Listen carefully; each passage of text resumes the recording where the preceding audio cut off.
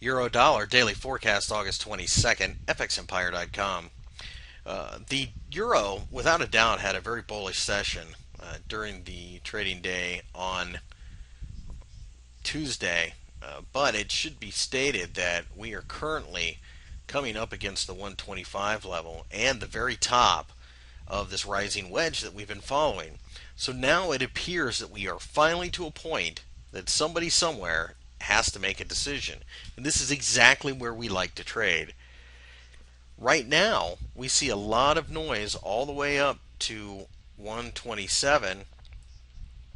And of course, there is a plethora of problems in the European Union right now.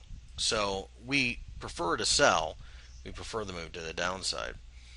Since we are at the top of this resistance line and the rising wedge, as well as being at the 125 level, we're looking for a reason to sell this pair.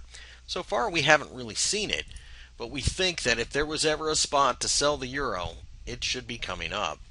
Today sees the release of the Federal Reserve minutes from the last meeting, and if there is absolutely no hint of quantitative easing in that release, that might be enough to send this pair tumbling down.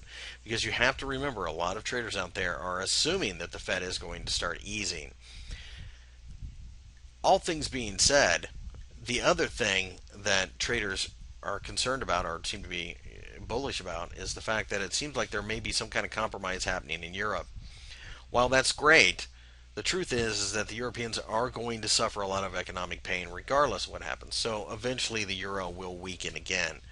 The question is will it do it at 125? And that's essentially what we should find out today.